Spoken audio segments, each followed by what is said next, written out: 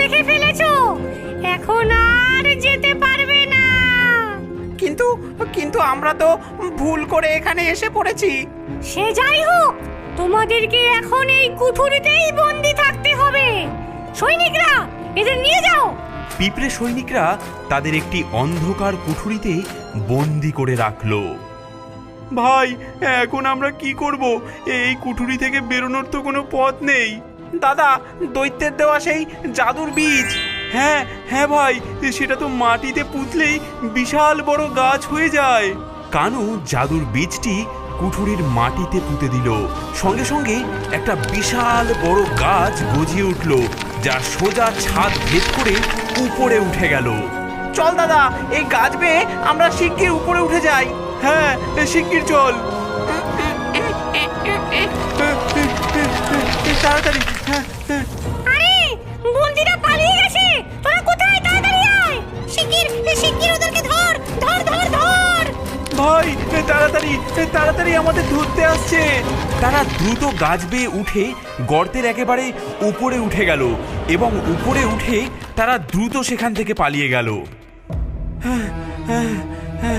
ভাই, আমরা পালিয়ে এসেছি।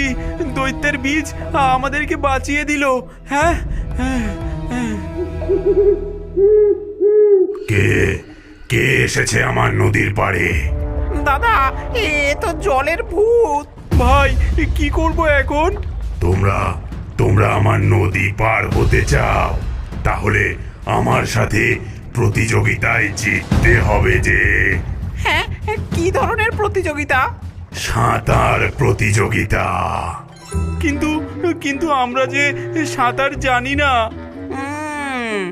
আচ্ছা ভূত দাদা, আমাদের একটা শর্ত আছে। হ্যাঁ, কি শর্ত? আমরা চোখ বেঁধে সাঁতার কাটবো, তুমিও চোখ বাঁধবে।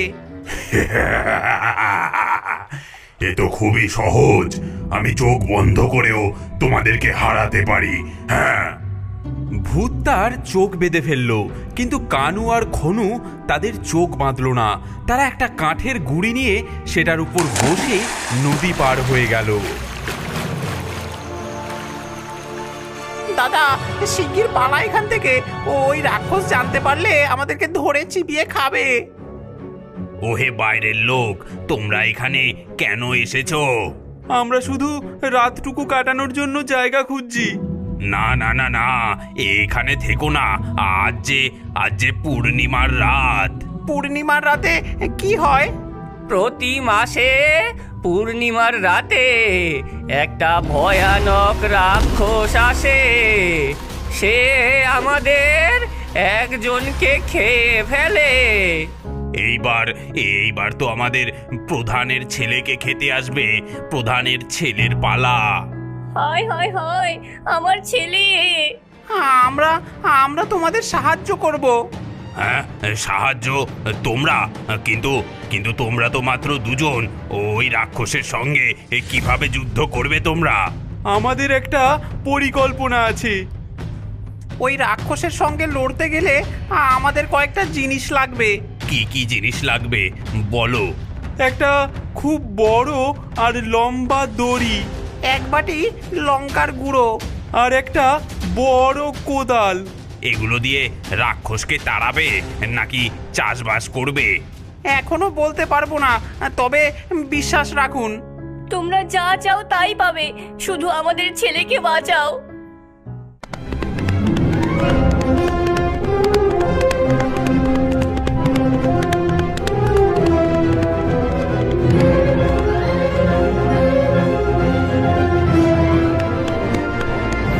রাত গভীর হতে লাগলো। দুই ভাই তাদের সব জিনিসপত্র নিয়ে সেই ভয়ানক ঘরে ঢুকলো, যেখানে রাক্ষসের জন্য প্রতি পূর্ণিমার রাতে খাবার রাখা থাকে।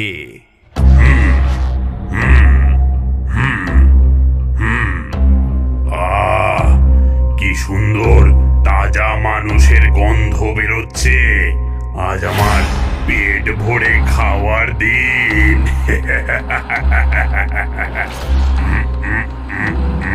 আমরা রাক্ষসের ভাই খোকস।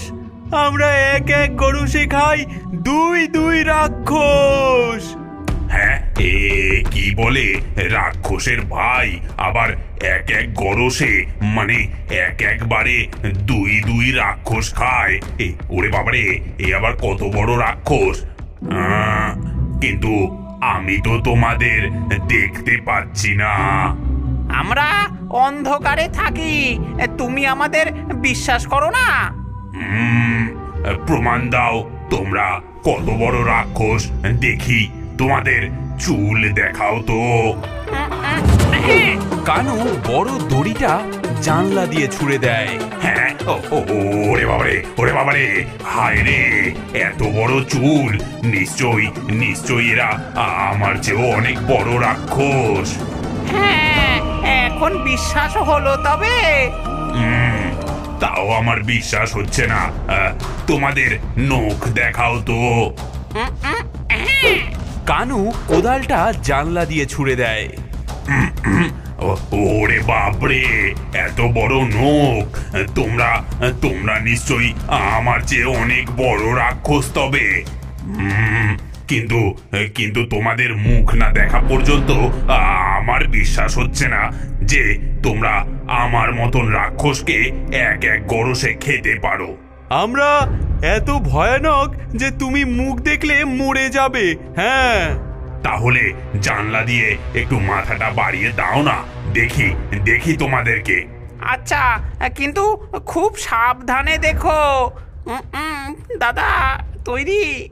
রাক্ষস জানলার কাছে মাথা বাড়ায়, সাথে সাথে দুই ভাই লঙ্কার গুঁড়ো তার চোখে ছিটিয়ে দেয়।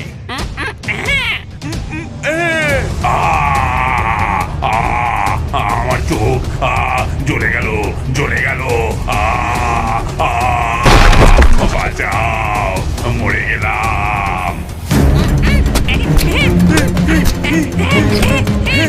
দুই ভাই মিলে কোদাল দিয়ে রাক্ষসের ওপর আঘাত করে রাক্ষসকে মেরে ফেলে।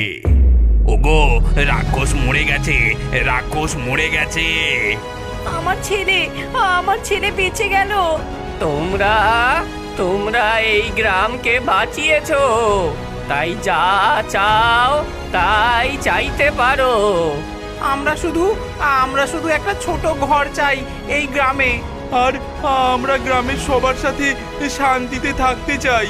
বাহ, এ তো খুব ভালো। তোমাদের মতো বুদ্ধিমান মানুষ এই গ্রামে থাকলে আমাদের উপকারী হবে। এভাবেই ডাইনির দুই অসহায় ছেলে তাদের বুদ্ধি আর সাহস দিয়ে সব ভূত রাক্ষসকে হারিয়ে গ্রামের মানুষদেরকে রক্ষা করলো। আর তারা বুঝতে পারলো যে শারীরিক অক্ষমতা কোনো দুর্বলতা নয়, যদি মনে